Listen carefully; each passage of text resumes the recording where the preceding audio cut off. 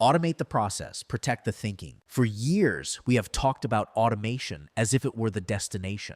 Install the software, connect the systems, eliminate the repetitive work, free up time. All of that matters, but it is no longer enough. Lately, I have been listening to a podcast called Automate Your Agency, hosted by Elaine Boyd and Micah Johnson, two entrepreneurs who built and exited an agency serving more than 600 clients. The show is refreshingly practical. There is no abstract theorizing. They spend their time talking about the unglamorous but important questions leaders wrestle with every day. How do you stop answering the same client question 10 times? How do you build workflows that keep projects moving even when you are not in the room?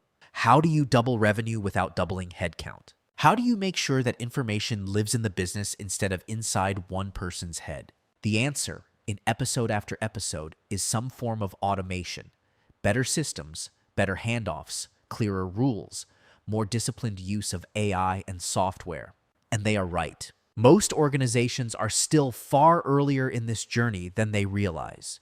Most are still hiring for task doers while eyeing what the future holds. Hidden bottlenecks, holding back growth. In conversations with chief strategy officers and founders, I still see teams relying on email threads to manage projects, keeping client knowledge in scattered documents, manually updating spreadsheets, and depending on a few heroic employees to remember everything. That may work when you are small. It does not work when you want to scale. What I like about Elaine and Micah's approach is that they do not treat automation as a futuristic concept. They treat it as a discipline. They ask, what is the repeated process? Where does it break? What can be standardized? What can be delegated to software? That is exactly the right place to start. But it is not where you should stop. Efficiency alone is not a strategy. In a recent newsletter, I argued that automation isn't the advantage. Accountability is. The point was simple. As companies adopt more technology, they often remove not just friction, but ownership. The customer gets routed to a portal. The employee gets routed to a dashboard. The leader assumes that because the process is automated, the outcome is handled. It is not. Automation can process an order. It cannot decide when an exception matters. Automation can draft a response. It cannot know when the wrong tone could cost you a client. Automation can generate 10 strategic options. It cannot know which one fits your culture, your customers, your politics, and your moment. That is where judgment comes in. This is especially important now because AI is no longer just generating text. It is beginning to act. At SXSW this year, we explored what happens when AI gets hands. AI is moving from being a tool that recommends to a tool that executes. It can now update your CRM, schedule meetings, launch campaigns, build reports, route tasks, even negotiate with other systems. In other words, it is becoming operational.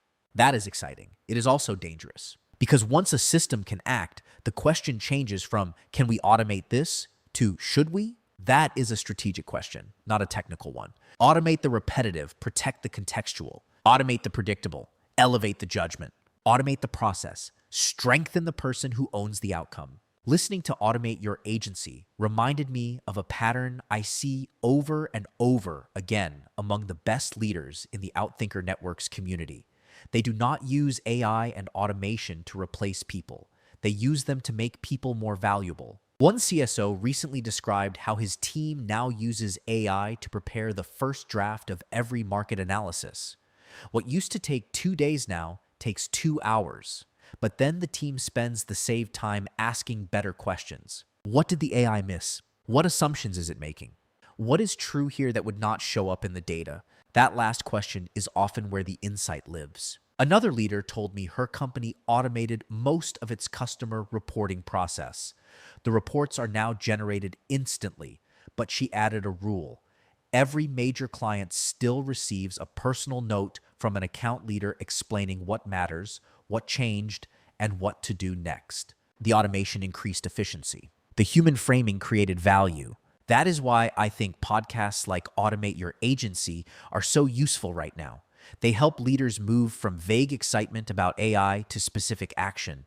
They show you how to automate onboarding, project management, communication, and execution. They make the intimidating practical.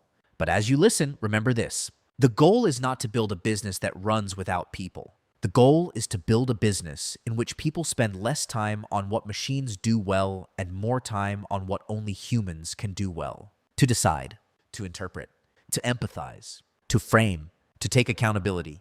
Because in a world where everyone has access to the same tools, the real advantage will not come from the automation itself. It will come from the judgment behind it.